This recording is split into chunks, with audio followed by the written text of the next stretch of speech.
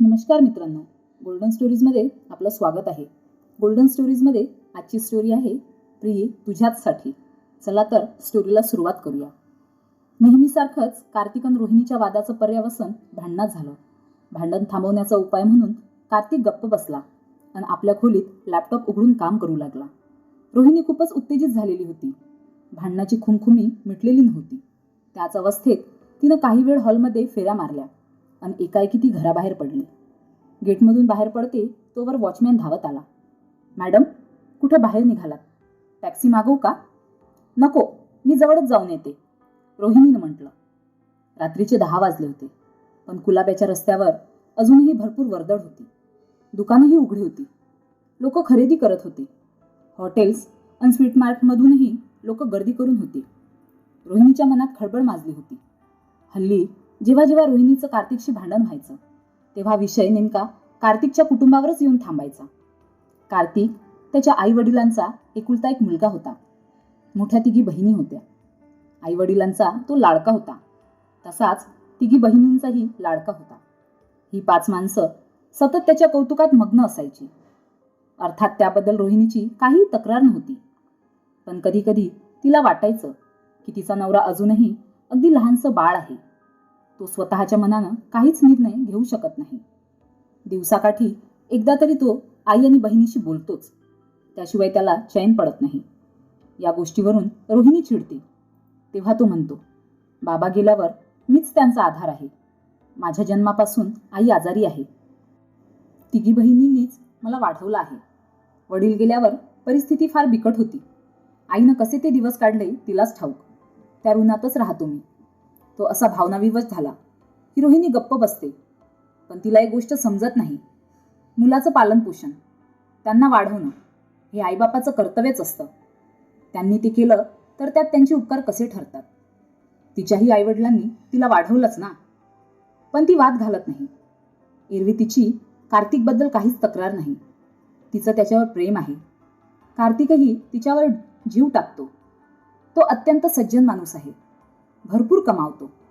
पैशालाही तोटा नाहीये. पण त्यांचं प्रेम इतर लोकांमध्ये विभागलं जाते, हेच तिचं दुःख आहे. जेव्हा त्यांचं लग्न झालं तेव्हा कार्तिकनं तिला म्हटलं होतं, तू माझा हृदय स्वामिनी आहेस, जीवाची जीवलग आहेस. तुला हवं तसं तू आपलं घर मांड, सजव, हवं तसं चालव. मी तर स्वतःलाही तुझ्या हवाली केलंय. पैसाही भरपूर देईन. फक्त एकच विनंती आहे. मी माझ्या कुटुंबाशी फार बांधील आहे. गुंतलोय मी त्यांच्यात, आणि म्हणूनच मला वाटतंय की तूही त्यांच्याशी चांगले संबंध ठेव. त्यांना मान दे. मी माझ्या आईच्या डोळ्यात अश्रू बघू शकत नाही आणि माझ्या बहिणींनाही दुःखी बघू शकत नाही. रोहिणीला आठवलं, हनीमूनसाठी ती दोघं सिंगापूरला गेली होती. किती कौतुक केलं होतं कार्तिकनं तिचं. ती अगदी तृप्त झाली होती. खूप मजा केली. परतायच्या आदल्या दिवशी ती दोघं बाजारात फिरत असताना कार्तिक एका ज्वेलरी शॉपपाशी थबकला. ये ना इथं, जरा बघूयात काय काय आहे. त्यानं तिचा हात धरून दुकानात प्रवेश केला. मनातल्या मनात ती सुखावली. कार्तिक तिच्यासाठी दागिना खरेदी करतो बहुतेक. दोघांनी मिळून बरेच दागिने बघितले. एक नेकलेस उचलून कार्तिकनं म्हटलं, हा कसा वाटतोय? वा, हा तर फारच सुंदर आहे, आनंदून तिनं म्हटलं. तुला नक्की आवडलाय ना? आपल्या हनीमून ट्रिपची आठवण म्हणून घेतोय तुझ्यासाठी, तो प्रेमानं म्हणाला. कार्तिक, तुम्ही किती चांगले आहात, ती भारावून बोलली. पण खूप महाग आहे. तू पैशाची काळजी करू नकोस. आणि हे बघ, एक बरासा नेकलेस माझ्या तिघी बहिणींसाठीही पसंत कर. इथून परत गेल्यावर त्यांनाही माझ्याकडून गिफ्टची अपेक्षा असेलच ना. मध्येच बहिणी आल्यामुळे रोहिणीला मनातून जरा रागच आला होता. पण तसं न दाखवता तिनं विचारलं, आणि आईसाठी छानशी शाल घेऊयात, त्यानं म्हटलं. भरपूर खरेदी करून ती दोघं परत आली. त्यानंतर प्रत्येक सणावारी तो बहिणींना काहीतरी भेटवस्तू पाठवायचाच. जेव्हा ऑफिसच्या कामानिमित्तानं त्याला परदेशी जावं लागायचं तेव्हा त्याच्या भाचींकडून त्यांना हव्या असलेल्या वस्तूंची यादी आधीच घरी पोहोचलेली असे. त्यांच्या माणसांनी काही म्हणायचे अवकाश की ती गोष्ट ताबडतोब करायचा.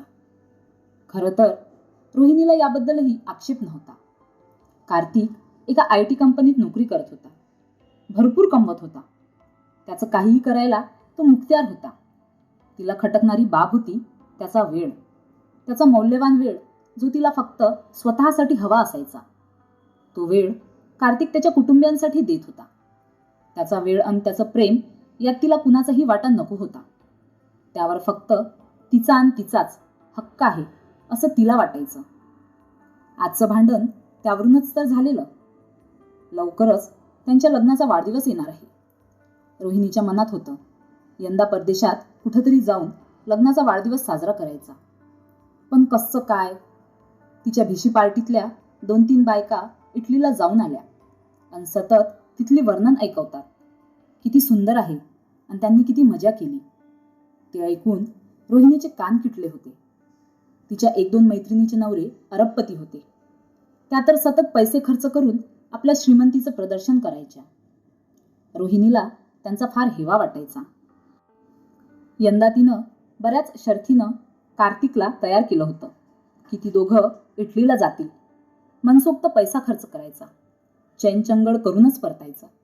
मनातल्या मनात तिनं कितीतरी वेळा चित्र रंगवलं होतं की फ्रेंच शिफॉनची देखणी साडी नेसून, महागातल्या परदेशी परफ्यूमचा फवारा अंगावर मारून, परदेशी चॉकलेटचा मोठा डब्बा हातात घेऊन ती भिशी पार्टीला गेली आहे.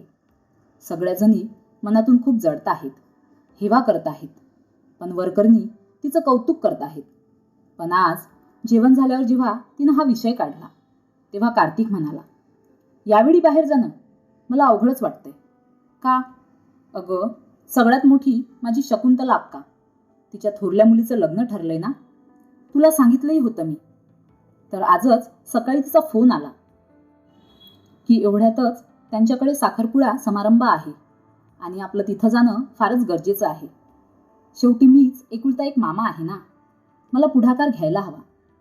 तुमच्या घरात तर सतत काही ना काही चालूच असतं. ती जरा चिडूनच म्हणाली, कधी कुणाचं बारसं, कुणाचा वाढदिवस, कुणाचं जावळं अन काय. अगं, लग्नाचा वाढदिवस तर दरवर्षीच येतो. लग्न दरवर्षी होतात का? अक्कानं खूप बजावून आणि आग्रहानं बोलावलंय. कुठलीही सबब तिला चालणार नाहीये. मला एक सांगा, आपण आपल्या मर्जीप्रमाणे, आपल्या इच्छेप्रमाणे कधी जगू शकणार नाही का? तिचा संताप बघून तो शांतपणे म्हणाला, डार्लिंग, अशी चिडू नकोस. अगं, मॅरेज ॲनिव्हर्सरी साजरी करायला आपण पुढल्या वर्षी जाऊयात ना. आत्ताच ठरव कुठं जायचं, किती राहायचं. मी सगळं प्लॅनिंग तुझ्यावर सोपवतो. हो, तर फारच उपकार आहेत तुमचे. मी सगळा प्लॅन ठरवेन आणि तुमच्या बहिणींचा फोन आला की सगळंच ओम फस, सगळं कॅन्सल. अगं, नेहमी असं होतं का? होतं, नेहमीच असं होतं. आमचं स्वतःचं म्हणून काही आयुष्य नाही आहे आम्हाला. तू उगीच चिळते आहेस. तुला कधी काही कमी पडू दिलंय का मी? तुझ्या सगळ्या इच्छा पूर्ण करतो, तुझे सगळे हट्ट पुरवतो. त्यात काय मोठंसं? ते तर सगळेच नवरे करतात. पण तेच नवरे जे बायकोबरोबर खरोखर प्रेम करतात. म्हणजे तुला असं म्हणायचं आहे की मी तुझ्यावर प्रेम करत नाही? कार्तिकनं रोहिणीच्या डोळ्यात रोखून बघत विचारलं. वाटतं तर तसंच. रोहिणी, हे मात्र तू अति करते आहेस. तुलाही ठाऊक आहे, माझं तुझ्यावरच प्रेम बघून माझे मित्र मला चिडवतात. बायकोचा गुलाम म्हणतात. ते असं म्हणतात, नवल आहे. इथं तर माझे कोणतंही म्हणणं ऐकून घेतलं जात नाही. मी काही म्हटलं की आता जमणार नाही हेच मला ऐकवलं जातं. खरं तर तुम्हाला आईचं बाळ किंवा बहिणीचा आज्ञाधारक भाऊ म्हणायला हवं. कार्तिक खडखडून हसला. तू म्हणजे ग्रेट आहेस. एवढं बोलून त्यानं रोहिणीला गालावर प्रेमानं थोपटलं आणि टीव्ही ऑन केला. रोहिणी अजूनही भुणभुणत होती. तिला हा विषय उद्यावर ढकलायचा नव्हता. जो काही निर्णय असेल तो आजच, आत्ताच व्हायला हवा. म्हणून पुन्हा तिनं विचारलं, तर मग काय ठरवलंय तुम्ही? कशाबद्दल? अगदी सहज आश्चर्यानं कार्तिकनं विचारलं. हे घ्या, मघापासून मी काय बोलते, निरर्थक बडबड वाटली का तुम्हाला? आपण इटलीच्या टूरवर जातो आहोत की नाही? सांगितलं ना की यावेळी जरा अवघड आहे. तुम्हाला माहीत आहे, मला सुट्ट्या फार कमी असतात. यावेळी लग्नाला जायला हवं. पुढल्या वर्षी इटली. अगदी नक्की. अजिबात नाही. असली पोकळ आश्वासन मला नको आहेत. अगं, हे बघ, पुढल्या वर्षीही इटली तिथंच असणार आणि आपण दोघंही तिथं जाणार. हो, आणि तुमचं कुटुंबही इथंच असणार आणि त्यांचे काहीतरी कार्यक्रमही मध्येच उपटणार. कधी कधी तू फारच बालिशपणा करतेस.